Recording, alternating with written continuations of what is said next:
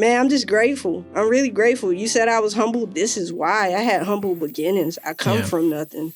You know, I've had a teacher when I used to write. Like I said, I had notebooks and stuff. I had an English teacher. She threw my lyric book in the trash and was like, you need to be focused on other things. Like, this is not going to get you anywhere.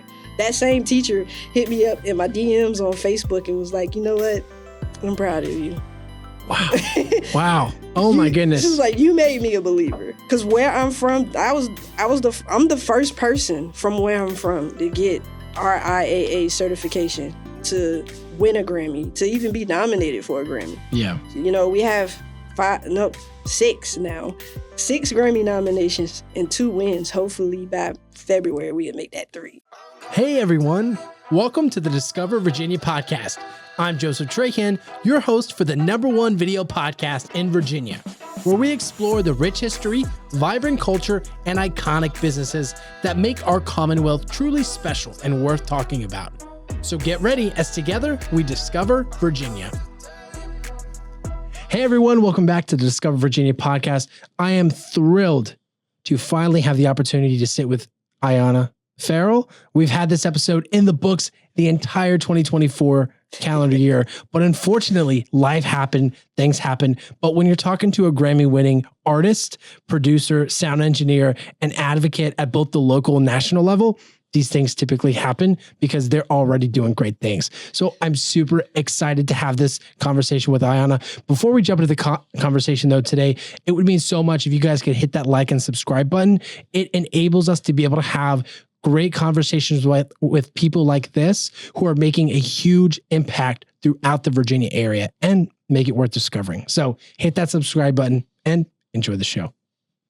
Thank you so much for having me. You made me sound cool, you know. Iyana, welcome to the podcast. You are so cool. You and Lou are the coolest musicians I know right now. So I'm gonna milk it for everything it's worth. And I understand you have had quite a journey in the music industry, and it's nothing short of inspiring. But I want to, before we dive into that, going to the White House, working with Beyonce, yes, all those hook points to get you guys to listen more.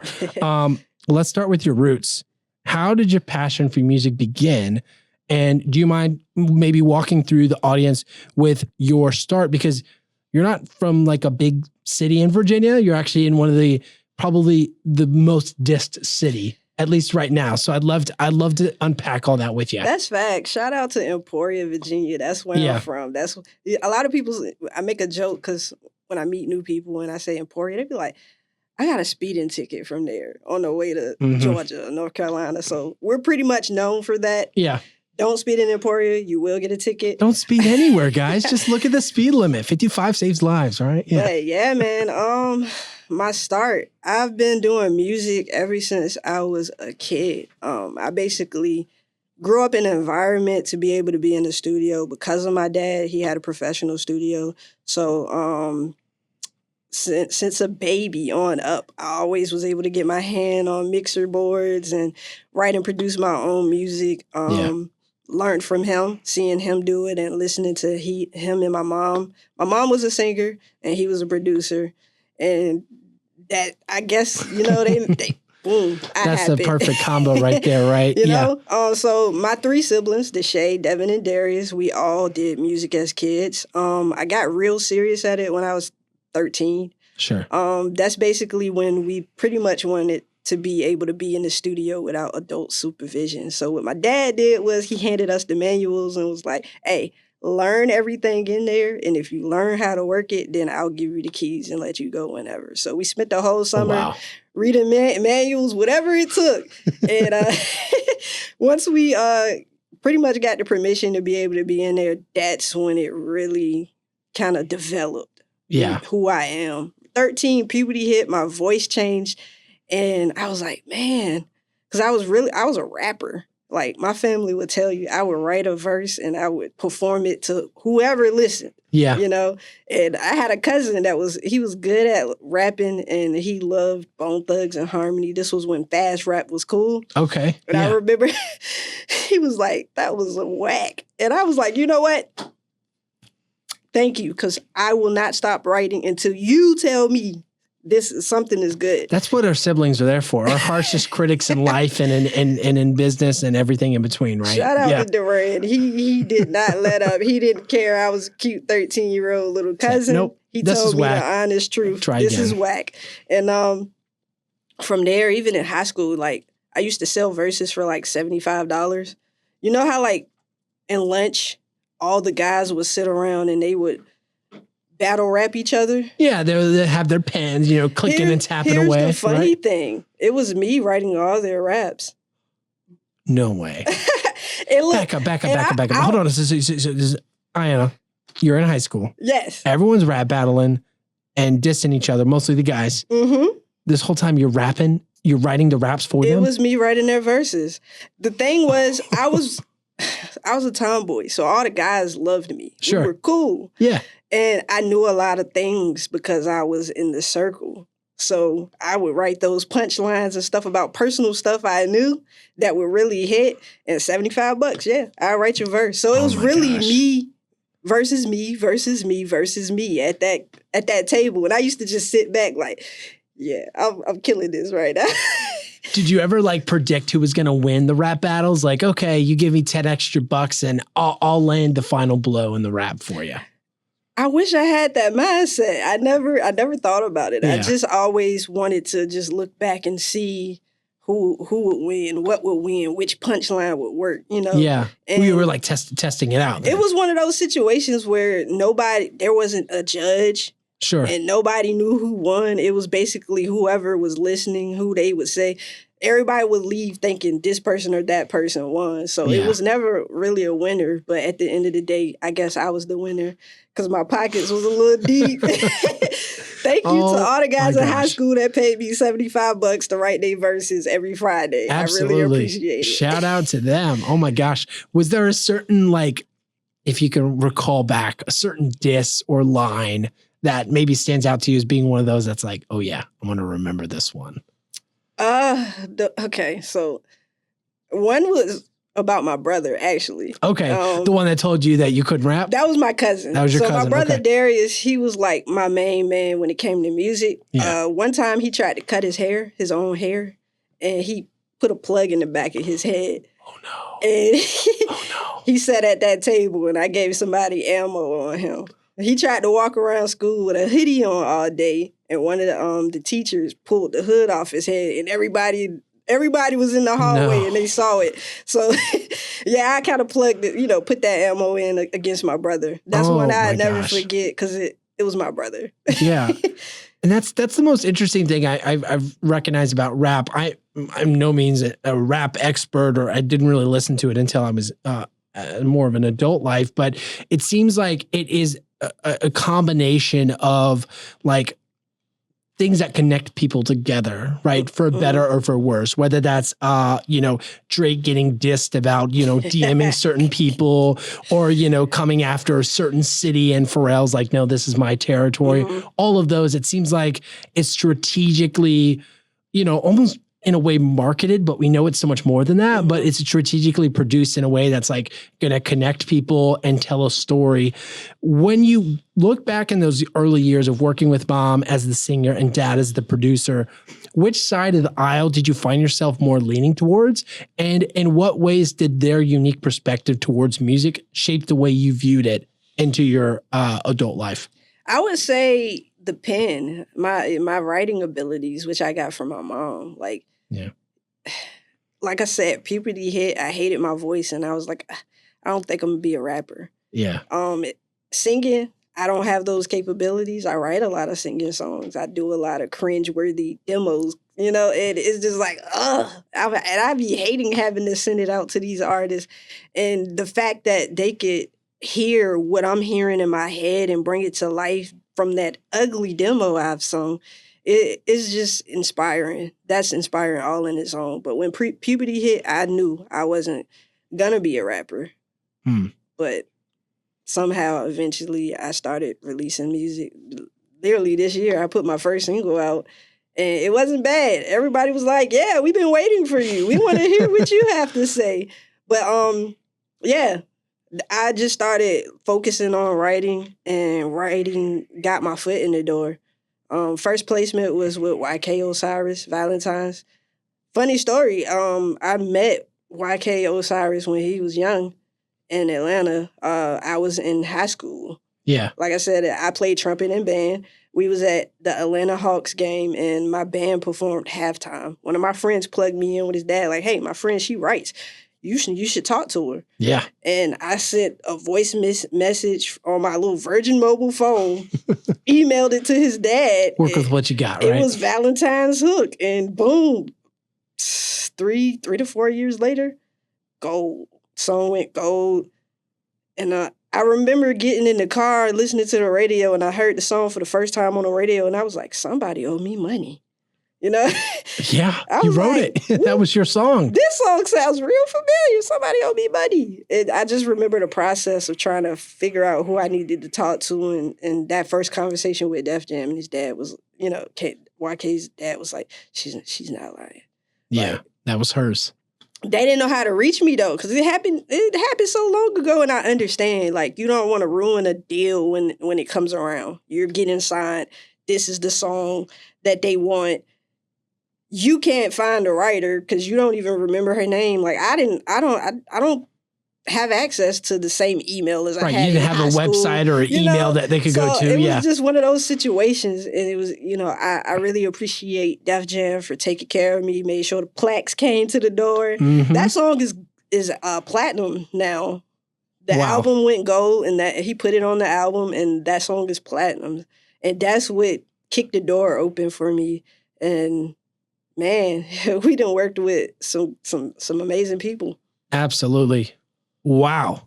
That is incredible. And I say that for two reasons. One, because yes, we are impressed, but also two, you are so just so humble and mild-mannered about your success, which is one of the reasons why we want to have you on the show, because, and I don't like using this phrase, but it's like, you're a hidden gem. Like, you're right here in Hampton Roads, Virginia Beach area. I feel the same way. And then I want to peel back the layers of the industry here with you next, because I think it ties into an opportunity that Hampton Roads has. So we dive more into Hampton Roads, the different layers of the industry that exist for you as you've been traveling, mm-hmm.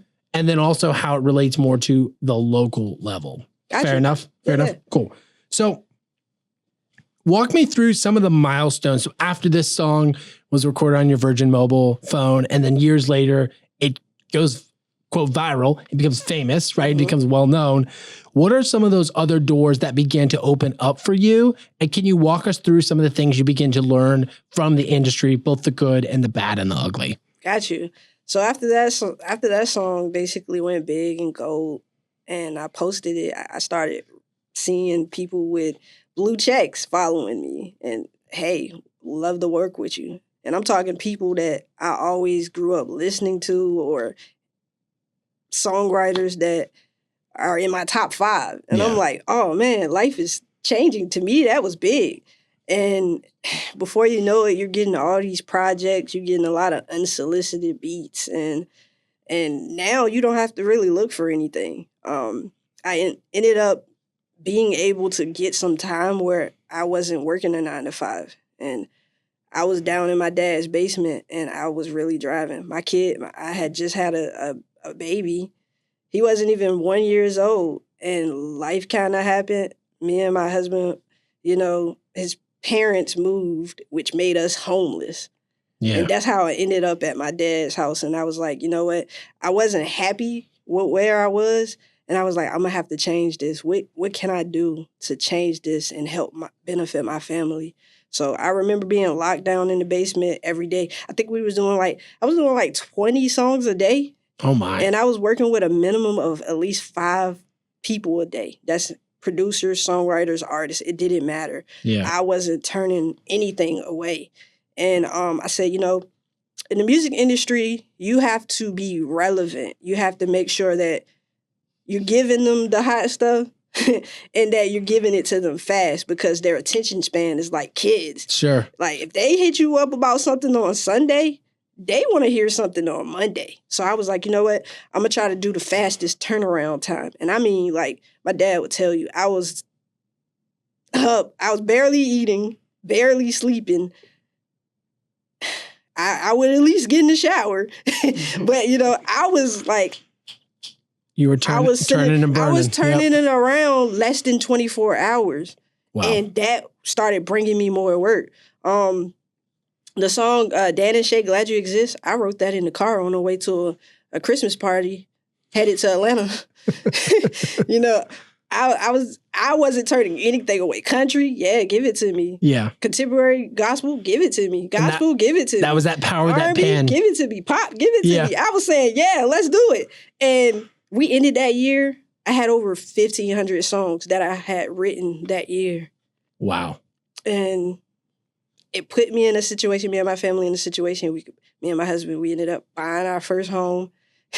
We ended up, and this is from being homeless. Yeah. Not, you know, I'm living with my dad. He was sometimes sleeping in his car. Church, some of our church friends was letting him stay. He had a good job. Shout out to the shipyard. He had a good job. He worked it because he wanted to make sure everybody had insurance. So if we needed to go to the doctor, we had a baby. Sure. We could go to the doctor.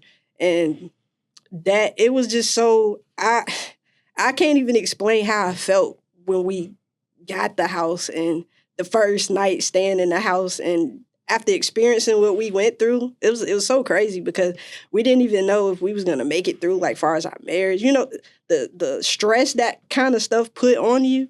And I was just grateful. I was grateful for one, my dad opening his door, allowing me to come in, allowing me not to have to pay any rent, allowing me to run up his electricity and stay in that music studio all day and all night. And man, I'm just grateful. I'm really grateful. You said I was humble. This is why. I had humble beginnings. I come from nothing. You know, I've had a teacher when I used to write. Like I said, I had notebooks and stuff. I had an English teacher. She threw my lyric book in the trash and was like, you need to be focused on other things. Like, this is not going to get you anywhere. That same teacher hit me up in my DMs on Facebook and was like, you know what? I'm proud of you. Wow. Wow. Oh my goodness. She was like, you made me a believer. Because where I'm from, I'm the first person from where I'm from to get RIAA certification, to win a Grammy, to even be nominated for a Grammy. Yeah. You know, we have 6 now. 6 Grammy nominations and 2 wins. Hopefully by February we'll make that 3. February 2025. We try to go for 3. well, we are truly inspired by your journey, and really appreciate you sharing that too, because I think there's a disconnect here, especially in kind of going back to my earlier question about Hampton Roads. There's a disconnect between the music life and the producer life, and what actually ends up playing or getting shown at the Scope or the Hampton Coliseum. I mean, It's been years since we've seen something like this occurring, and I'm not sure why, but it doesn't seem like it's getting the attention it deserves. So thank you for your work and diligence there. I want to talk about next the mentorship side too, because I think that, especially in my life and as a business owner and a producer, we meet certain people that when you work with them, you're like, well, this is going to be good. This is going to be real good. And nothing's going to get us out of that studio, aside from maybe a shower occasionally, right? To like make this thing happen. What mentorship or collaboration stands out to you as being maybe some of the better memories or the best memories for you outside of the individuals that you've already mentioned that really keeps or continues to and helped keep that drive going for you as you continue to make and produce music? For me personally, I would say my mentors is Raymond Martin. He was one of the producers of Flawless for Beyonce. And Orlando the Great, man. Those 2 guys really took me in like under their wings, and they really like just put me on game for real. Like, you know how you meet people and you like, oh, they're genuine, they're different. Like they just felt different. And they're like big bros to me. I really appreciate everything that they shared with me, for having my back through all kinds of stuff, man. I had people try to tear me down, assassinate my character, all kinds of stuff. And they was like, don't worry about that stuff. That's how you know you're where you're supposed to be, you know. Just having them guys, I knew like, okay, I'm really doing something. And I really appreciate them guys. They always say, man, you always shout us out. And we do that out of love. But Yeah. they didn't have to do that. They didn't owe me anything. As somebody new coming into the industry, a lot of people was intimidated. But for two young men to say, okay, this is a writer and I wanna work with her. This is somebody I have to have amongst me, and became mentors to me. Just shout out to them, man. They were the best. Always love our shout outs. Yeah, they were the best, man. Ray Real, Orlando the Great. You couldn't ask for anybody more loyal and supportive. You know, even now it's like when we get on the phone, it's just like, it used to be me congratulating them. Now it's the other way around. Like, yo, I see you doing this. And How does that feel? It's crazy. And now me returning the favor to local artists like Lou. Yeah. Lou was somebody I met on social media. She became family. She met my whole family, stayed with my mom, stayed with my dad. You know, stuff like that is just crazy to me. Yeah. But, you know, I learned from the best. So now I'm just returning the favor. And I'm dropping gems anytime I could let somebody, a local artist, know something that they could do to help benefit their music career. I'm always doing that. And I'm just trying to be a part. Like me, I understand that local artists can't pay what I'm charging right now. Right. So I'm like, you know, what's your budget? And I'm working with their budget. I'm trying to, you know, give back.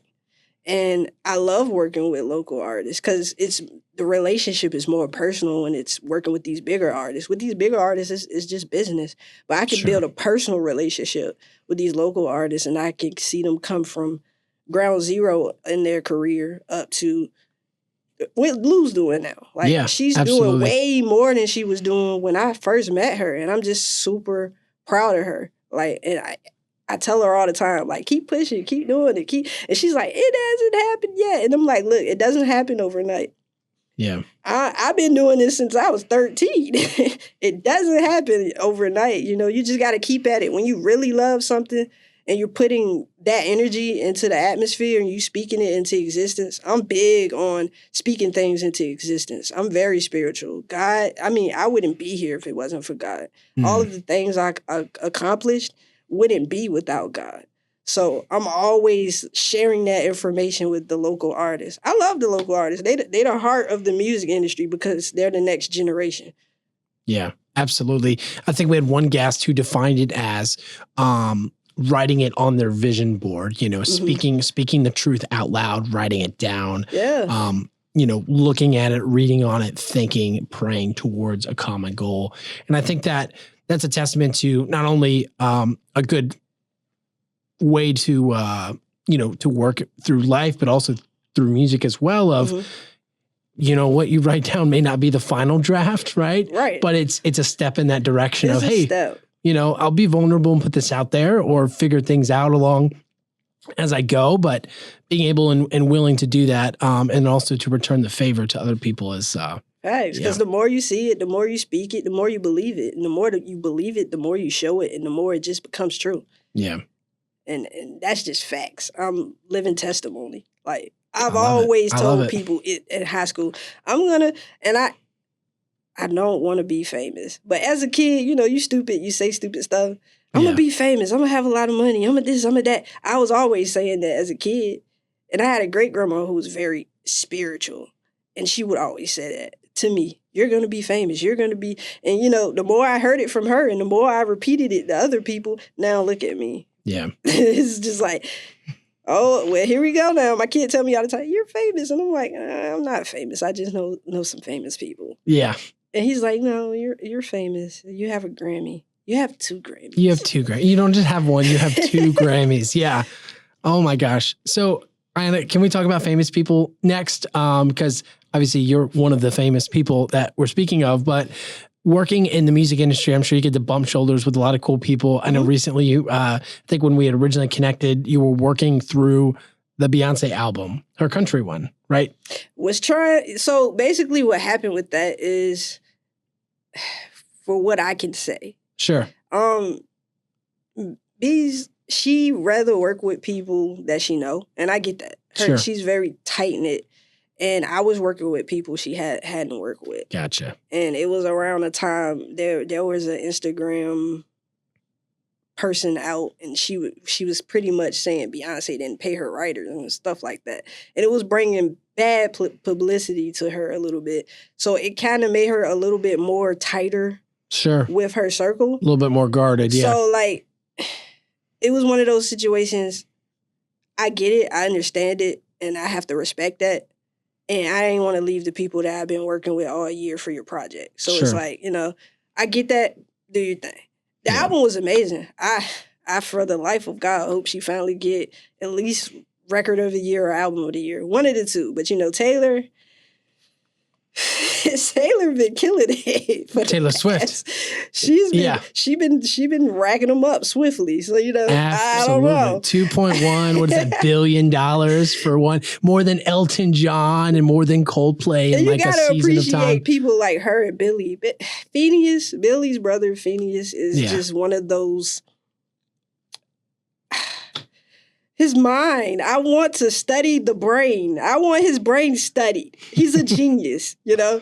Phineas' work, I bow to. Wow. He's one of the newer generation producers that I just love. Yeah. And he works, sorry, I missed that. He works with Billie Eilesh. That's Billie Eilish's brother. He produced and co-writes on everything. Wow.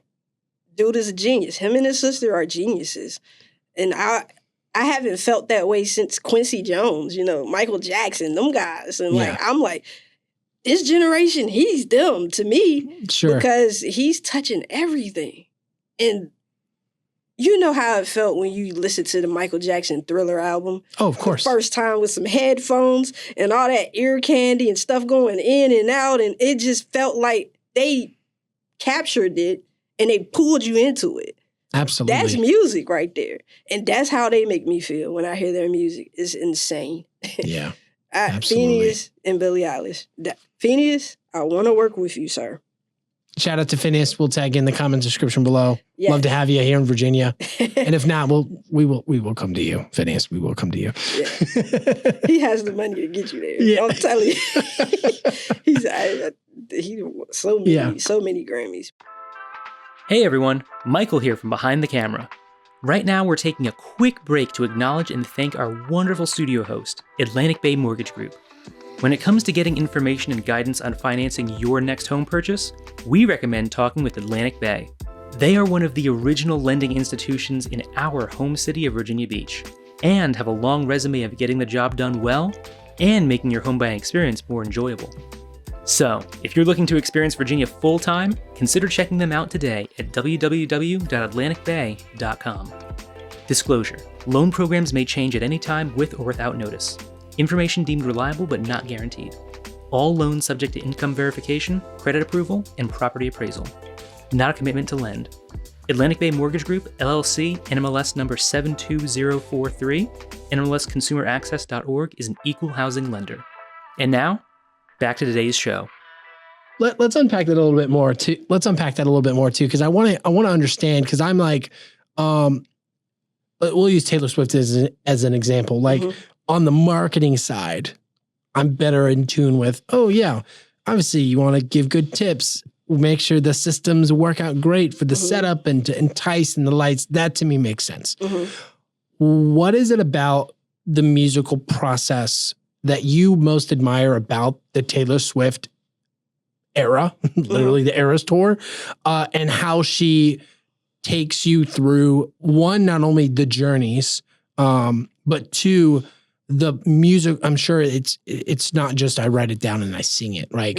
What is that production wise like on the producer side? How does that work? A lot of things come into play. How you're feeling. Yeah. What you're experiencing, what you're going through. Yeah. Like a breakup. Right? Yeah, right. Like death in the family, a breakup. We use anything to inspire us. I remember one time walking past and just hearing my washer and dryer running. And it's like, dang, I did. And it'd be the stupidest stuff. Like, I still work a 9 to 5. Like, I work a regular person job. And I sit there with a notepad. And when I'm blocking everybody else out, and ideas coming in my head, I'm taking mental notes all day. Yeah. I'm writing a song in my head right now. And, and when I get home, the first thing, I got to get this out of my head. Because if you want it, just click the link in the description below and we'll sell it to you. No, I'm just kidding. Not real. Like, you know, so just knowing I love that. how hard it is and easy it is for us, because it can be both, a little bit of both. Because Sure. a lot of times we're our biggest critic. We get in our own way. Yeah.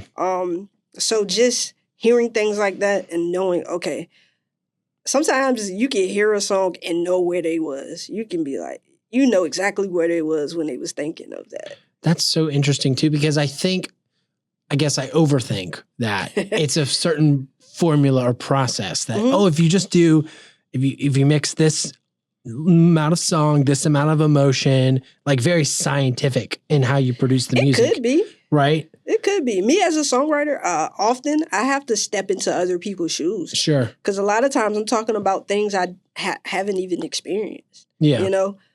So it's a lot of studying. I study, like if I know that I want to write a song for Cardi B and I'm sending a pack to Cardi B, I'll go listen to her albums and all the music that she have out, and I'll study her. I'll study how she articulate. I'll study how she approach a line. I'll study the certain punchlines that she picks from her songwriters or whatever she writes. And I'll go, okay. And it's kind of like you're trying to, you're getting into character. I got to get into character. You're like reading the script, getting ready you're like the understudy, like ready in the rafters just in case. I'm getting into character. And then, I get to the mic and I'm full Cardi B mode. Even if like my son, he'll come ask me a question. I'm still Cardi if I'm recording. And I'm like, yeah, what's up? All right, hold on, I'm recording. Hold on, I'm be with you. But Can you do one for Nicki Minaj? I'm just kidding.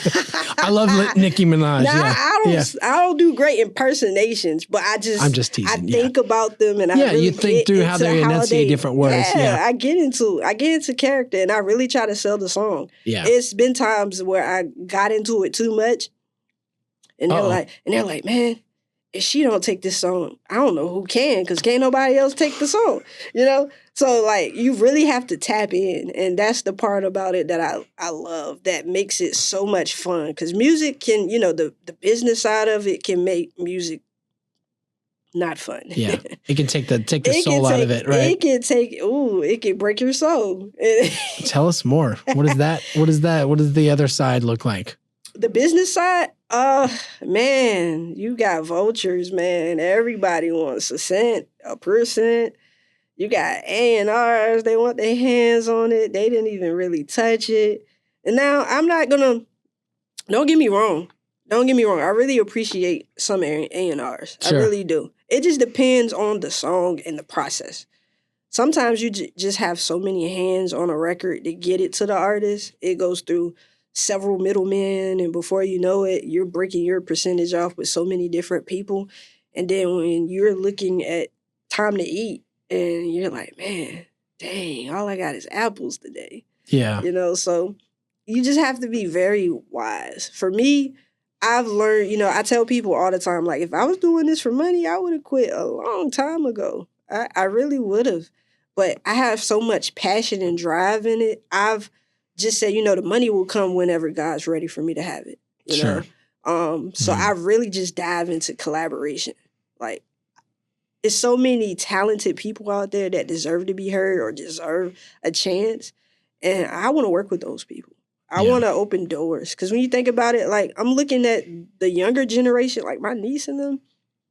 Granted, the fact I have a niece that love music. It's tough when we get older every year. And then it's like, oh, yeah, this younger generation is not so young anymore, right? But when I'm noticing that they want to be Instagram models and YouTubers and stuff. Yeah. Nobody want to do music. And I'm just thinking about the next generation. Like, who's going to be doing what we're doing? Yeah. So you have to put that time in. Like you said, community. Put that time in, work, collaborate, all of that. Collaboration is so important. Even though you don't want 20 writers on a song, you want at least 5. You want those different experiences in one room, because that's how you get these big records. That's really how you get these stories, because you're having 5 different views, different experiences, people Right. that's from different parts of the world And coming there's together. probably an overlap of feelings and emotions. Right. And And your perspective might be different from mine, right? exactly. Yeah. And we merge that together and you get this amazing song. Like, it's so important. So that's what I be thinking about. Like, Yeah. because I can't wait for the next generation. And when you think about it, when I was like, we still got some guys in the office right now from when I was 13, just really getting serious on it. That's still here in mentoring. Shout out to Troy Taylor, TTU camp. He's doing his thing. He's still mentoring a group of young lads, producers, songwriters, artists, and he's shaping and molding them like he did Trey Songz years ago. You know, we need that. But, you know, when he decides, hey, I'm tired, or if that's it, he might not ever do that until, you know, whenever God says, okay, you know, but we have to start being that too. Yeah. And looking out for this newer generation and showing them the way. I feel like people like Troy Taylor, Brian Michael Cox, these guys, they're showing us the way. They're showing us, okay, this is what you're going to do when these kids get. Because right now, it's everything, their attention span is so short and it's pushed everything. We want TikTok. We want TikTok songs. And I'm like, I'm not one of them people that's going to play a TikTok song over and over and over. You know, I might do my little dance and I'm done with it, you know. Yeah. But I like real music. You know, the songs where we could put an album on. That Jamie Foxx Unpredictable album, I get in the shower and I just let it play. No skips. I'm like, no skips. That. Now, Seven Streeter, she had her latest album, Drunken Words, Sober Thoughts, was one of those for me. No skip album. And I was just like, man, this is good music. Who just put an album out that I really like? Victoria Monet, another genius. Okay. Like, yeah. No skips. Usher, he's still doing it. And I'm just like, yo, this is crazy. You're still here. Coming from him, Yeah. you know, he just finds a way to just level up with the times and stay relevant. And I love it. I support it, you know. But that's what music is. We have to forever shape. The industry is always changing. The rules is always changing. It's changing every day. Spotify just took my song down. Really? Yeah. Did they give you an explanation as to why? They tried to say the plays was artificial. And here's what... The plays were artificial. The song was being played... It has been played in 95 countries, right? Yeah. And they're pretty much they're tightening it up so bad. Yeah. Because they don't want to pay out. Even the Spotify Wrapped this year. Right. I heard was like me it's a Spotify AI generated. So rap. just less people, more money, more Gave business, me a right? Spotify rap. And then you said I did all of this and then take it down and said they were artificial. And it's because of this. I know why. So what they don't want you to do is make a playlist. You can have a playlist with like 5 to 10 songs and put it on repeat. Sure. Who are you to say that these people wasn't really sitting there listening to it?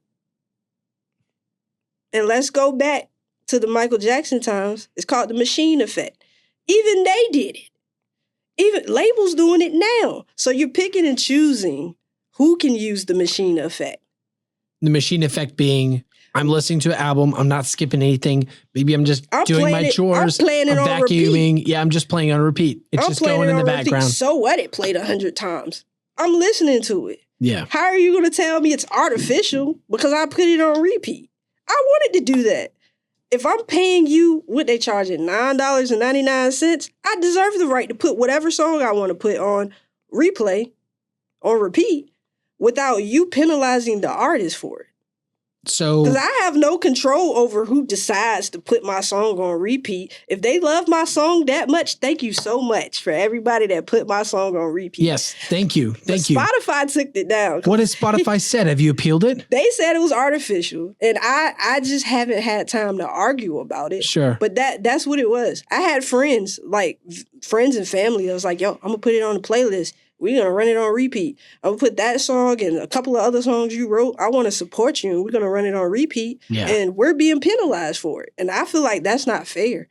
So can people still listen to your music on Spotify now? They took it down. They took it down. So they can't access it or search it. It's not an archive. They took it down. Where can folks go to listen to your music? That's what I'm saying. That's why I'm saying it on this podcast. Yeah. Because that's a problem. That's why people are boycotting Spotify. You gotta wake up, sir. Y'all can't, whoever's making the rules, they're stupid. These people are paying their hard-working money. If they want to put somebody on repeat, they deserve to do that. That's my opinion. But the rules is so dumb. But, Atlantic can do it and Universal can do it because they're putting money in your pocket.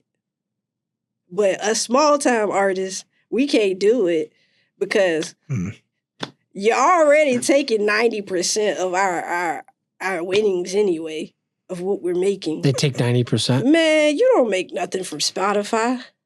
You know how many plays you got to get on Spotify to make some money? You can have millions of plays and only get I think $1,500. Really? Yeah. Seems very small. It's very small. Especially if someone's listening to it. So imagine a songwriter, somebody that gets 10% or 20, whatever the percentage is of the record. If the artist isn't getting $1,500? Sure. Imagine what we're getting. Yeah. That's what, $50? I want to go back to something you mentioned earlier, and this kind of ties into that with you having to still work your 9 to 5. Yes. Is that part of the problem? Is the 9 to 5 and you having to do that on top of music? Or has that just been kind of your choice to be like, hey, it's not really predictable or, super yet profitable yet, so I got to do both? Right. I'm going to be smart. At the end of the day, I want security. Of course, yeah. I want security. So I'm gonna make this check that I know is for sure gonna come every month. Right. And until in my head it's a certain number. And I'm like, once I get there, yeah. But it's just it's frustrating. It's very frustrating stuff. That sounds very frustrating. If you just take the lens off of Spotify and just put any other task. If you're going to do work and create something, I think of our videographers behind the scenes and editors. People are like, well, can you do it for less? That's one of the first questions they get is can you do it for less? Ooh, we're always getting asked, can you do it for less? No. Can you do, it's not even can you do more? It's this is the value of the work that you're creating. I feel like your worth is your worth. Your price is your price. Yeah. A complete stranger will pay it with no questions asked. It's always the people around you all the time, the people that know you, that feels comfortable with you, that will tell you your price is too high. So that's why you have to get outside of the people you know. Yeah, you can do your favors and stuff. I do that. Yeah. Ask Lou. Yeah. I love Lou. And I'm like, yeah, you the homie, so here. But you have to get outside of that, shake some hands, get to know some people. That's why I'm on this podcast. I'm a behind the scenes person. I hate it so bad to be doing this type of stuff. It's not even my MO. It really ain't. Yeah. And I understand now to be the Anisha Charles, the Derek Milanos, those guys really play the game. They know what it is. They have to be in the cameras. That's how you get some real money. Absolutely. People have to know you and who you are. So yeah. This is me letting everybody know who Iyana Ferrell is. I love it. This is going to be good. This is a great conversation. And I appreciate you opening up about that too, because I think, especially in business, I think transparency is key, especially through the lens of community. Because if you look at your young artists, even kids growing up in school, if there's not a clear path of success, a clear way to play the game, clear way to be a winner, right? Not saying there's just got to be a blueprint for that. There's got to be expectations around that as well. That's what everybody think. But what I'm learning is it's so many different ways. You just got to find a way to finesse the system. Really? It's really not no blueprint. Okay. With the industry, it could be based on who you know. It could be based off of a viral moment. It could be based off of, you getting a bright idea to do a tiny workshop in what the tiny desk thing in the Walmart or something. Yeah. Like, yo, I'm going to go sit on the railroad and do a tiny desk. And every time a train comes, we're going to just pick our stuff up and run. You know, but you have to think viral. You have to think crazy stuff. What would get people to click? You know, clickbait. You know, clickbait. Yeah, hook points. There's so many different ways. But that don't mean the way they got in, I'm going to get in. Sure. You know, so many people see a person get a viral moment doing something and they run to doing that and it doesn't work for them. And they're like, why it didn't work for me? It was already done. You gotta get creative and find something else. You gotta do something new. Interesting. You know, it's no playbook. There's no playbook. There's no playbook. At all. At all. You just gotta find a way. You have to be consistent enough and love it enough and keep at it. And you have to be willing. You have to be willing to be told no. I've been told no 1,000,000 times, but that one yes made all of the difference. You know, you have to be very resilient. If it's something you love, you don't mind getting the door shut in your face. Because you'll just go to the next one. Facts. I've told people no. For having morals and standards and stuff. Like, I tell people money don't move me. It really don't. Because in the industry, people will dangle some money in front of your face just to see what you would do. And if you're willing to just jeopardize your morals, everything you were taught, friendships and stuff like that for a little bit of money, then what are you willing to stand for? So, like, the best advice I could give somebody coming up in the music industry is be true to yourself. If you say, I don't want to work with this person because of that, stand on that. If the opportunity comes, don't. And you can have a penny in your pocket, and that's all you have. When you leave with your morals, you leave with your standards still. You have to be okay with that, you know, and understand that whatever opportunity God has for you, he's going to make that path. It's going to come. It may not have been that. You know, I have a high spirit of discernment where I'd be like, that ain't for you. Yeah. Could have been at a Diddy party, and that ain't for you. No. And now I'm like, thank God I dodged the bullet. I didn't even want to be on the list. Yeah. No, do not put on any list like that with Diddy. Yeah. And it's just like, you know, and I hate to touch on it because he's a African American, you know? And these are people we clap for him for years. And I'm just like, God, because I wasn't in the room, I don't know what happened. But I'm just like, God, if that really happened, I hate that because I feel like it's already hard for us, you know? It's very hard for us. And I feel like that puts us back a little bit. You know, I don't know if it's true or if it's not. I pray it ain't. But if that happened, and it's just so sad, man. And especially women, African-American women, it was hard for. When I first got my foot in the door, it wasn't that. It's a male-dominant industry. Male-dominant industry. Like, I think I work with probably 85% men. Really? Yeah. That much? It's a lot of men. It's a lot of men. And that's why you have people like Lizzo want an all-female band, an all-female. She want a lawyer that's a female. You know, that's why it's that, because it's like, man, we need more women. Yeah. This year, the Recording Academy, they made a post about it, about 30, I think, the female, it went up like 38% or something like that. And that was a big thing for them because, like, we need more women. We need women voting, making these decisions. Speaking of voting, we start voting tomorrow. I can't wait. And it's an honor and a privilege to be able to vote who wins the Grammys. Yep. Grammys 2025. Here we come. I'm still trying to figure out who I want to work, like what I'm wearing. What do you wear to the Grammys? You've won too. You've been before, right? You've been to a couple. It has to be something insane, something that's memorable, something that just make them remember who you are. Oh my gosh. That sounds like the same criteria you have with producing your next song. It can't be You have to produce a wardrobe. Yeah. It can't be basic. I wanted to work with like a local, what they call them? What are they called? Like a local stylist or something like that. Okay. Somebody who never had. I've heard the phrase custom clothier. Right. Yeah. Something like that. I wanted to work with someone local that's female. I have two. Well, a female. I have one recommendation if you want.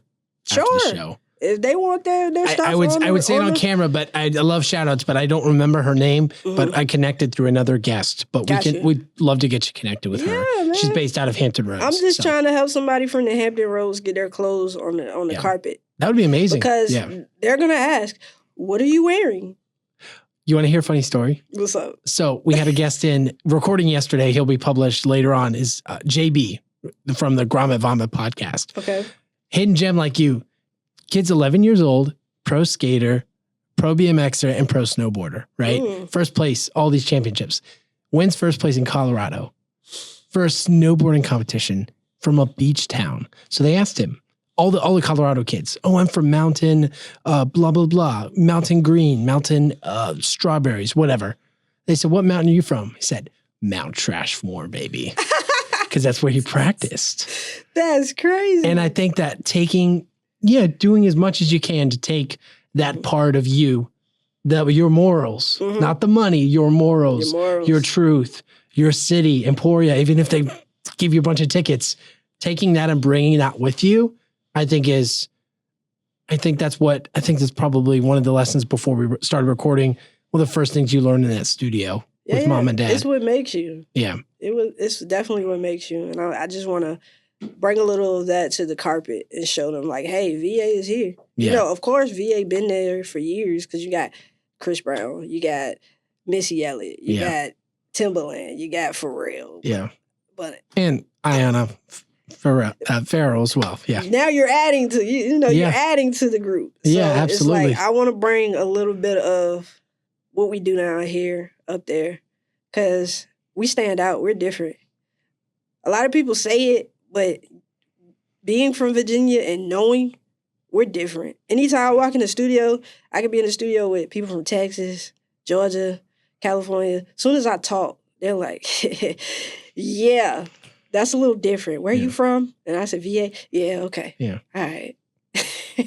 So, yeah, 2 up, 2 down. I love it. And I want to touch on something as we kind of head towards the end of our conversation here today. I would definitely love to have you back post Grammys to see and celebrate with you, regardless of the outcome. The work you've done has been incredible. Thank you. You had touched on earlier this process of figuring things out, right, and getting creative. And I think that works, for a producer's advantage, right, in the studio and figuring things out. But I think in life too, there's not always a blueprint or a path. And I know you'd mentioned the recent passing of your father, of your original producer that got you started and provided that space for you when you had nothing. And through that process, I'd love to, if you're willing to talk about it, maybe unpack that a little bit more and maybe what you learned through that process and maybe some of the music you produced during that season as well, because it sounds like that although it was and is and will always be difficult, it was one of those defining moments for you in redefining who you are as a producer. Would that be a fair place to talk about? Yeah, most definitely. So my pops had passed in the end of last year. He was actually my stepdad. Yeah. But he was dad, my family don't believe in laws and extended. We never believed in any of that. And my stepfather was in music too, like my dad. So everybody around me was inspired about, with music. He was a singer. We would have conversations. So when he initially went down, he fell dead for like over 40 minutes. They was able to bring him back, right? And that's a miracle in itself. Wow. He was a pastor from Weldon, North Carolina. Yeah. And it was like, man, I remember life just changing so fast because now we're like trying to be there for mom. We're trying to hold ourselves up, hold family up. And the first thing in my head is like, how long is this gonna be? Yeah. You know, you go all that time thinking like God's gonna get him healthy, he's gonna be back talking and recover. walking, right? Yeah. So that's what we were having faith on. I remember the night that happened, and after I left the hospital, the first thing I did was went home and recorded a song. It's called The Gathering. And in the song, when I go back and play it, I can hear the times like I was breaking down and I was just still rapping and singing through it. And I'm like, man, you can hear it in my voice that I was hurt that night. But it was something that I had to get out of me. And I was basically just telling the story of being in the hospital that day, you know? Yeah. And and I'm like, man, how long is this gonna be? Fast forward, we did it for 9 months. Back and forth. Mind you, I'm trying to do music. I'm trying to be focused to do music. I'm still working. I'm still being a mother. I'm still being a wife. I'm still trying to be there for my mom because she's there every day by her side. I'm still trying to be there for my cousins and my siblings. It was a tough time. Of course. But then December hits, the 29th to be exact. We already had Christmas and stuff. And he passes, and I'm like, whoa, like, I wasn't expecting this. Like, we had hard faith that he was going to get up. That's just not what God had plans for him. And I remember I was like, not going to the Grammys this year. I didn't go. Yeah. Didn't go and won two. The year I didn't go, I think I was nominated for 4 nominations that year and won 2. And I just wasn't even in the mood to celebrate. And after the funeral and all of that, and you're going through all these firsts. And it was like my first anniversary. Yeah. He would make a song about everything. He would call me and sing me a song for anniversary, call me and sing me a song for birthday. And it's just like, I'm going through all that first birthday, no song again. Boom, his first birthday. Yeah. And Thanksgiving. Now we're about to do Christmas. And then the year anniversary of his passing. And it's just like, it took me a while, man. I was just like, I didn't want to block grief because I knew it had to happen. Right. And I'm like, in order for me to musically be where I want to be, I'm going to have to deal with this. And I don't know how long it's going to be. And I really appreciate my friends in music, my family, and my friends outside of music because they were patient with me. And like, yo, don't rush it. It's not easy. This is not an easy process. Like, take however long you need. And I was still getting opportunities and work. And I was just like, I don't feel the nomination I had for this year, I barely made that project. Antonio Vergara was very resilient with me. Yeah. Hit me up, hey, did you do the song? And I'm like, man, I just ain't been feeling it. I'm still going through it. And he's like, oh, it's okay. And then I finally did the song and sent it back to him. And I think it was like a week before he released the album. And then the next month, he submitted it for the Grammys. I was already telling everybody, I'm not going to be at the Grammys this year. I'm not going to be nominated this year. I was already saying that. Yeah. And then, boom, God made a way, God made a way. Even though I was down and I wasn't really feeling it, God made a way. He showed me that this was my purpose. This is what I'm supposed to be doing. And this is the first time I'm talking about it, and I'm not getting emotional. So You see that I dealt with the grief. Of course. Good. Of course, yeah. And it's just like, now I'm making them proud. This is my first year. I'm taking my mom to the Grammy so she can experience. But I always had it in my head, I was going to have my mom and both my dads. Yeah. Both of them walked me down the aisle when I got married. Both of them took a picture on each side of me for my graduation. And I'm just like, man, we got to do this. And I told them, I was like, we got to do this without him this year. Yeah. The Grammys. I remember getting the Grammys. He was in the hospital bed. And my mom was like, I want to wait until he can talk to me, Yeah. And she was like, no, something's telling me you need to show him. Show And I remember taking the Grammys to the hospital walking in the room, and I was like, I got something to show you, and pulling it out, and his eyes got big, and the machine started going crazy, and I was like, Lord, I'm about to give him a heart attack. And the nurses coming in, she was like, oh, he's just getting excited. What is that? Oh my God, you got a Grammy? Yeah, I do. He was excited. I thought he was about to move. Yeah. And I'm so glad I went ahead and did it, and I got to show him, like, look what you, baby. I did it. I finally did it. But, Grammys this year, it's going to be a little tough for us, man. It's the first thing we're doing without him. And thank you for being open and transparent with us today in the conversation, from everything from your journey through music to the quarrels with people that prioritize money over people, and for your willingness to be able to continue to serve the community. We greatly appreciate your time. Thank you. Thank you for having me, man. I appreciate it. Thank you to our dedicated listeners for checking us out on another episode of the Discover Virginia podcast. Whew, if you guys are getting over those chills, me too, because this was a great episode. So please be sure to share it with your friends. Let people know we got great things going on in Virginia, and continue to go out and discover everything the Virginia Beach area has to offer, as well as the surrounding areas here in Virginia. I know we are. We'll see you all in another episode very soon.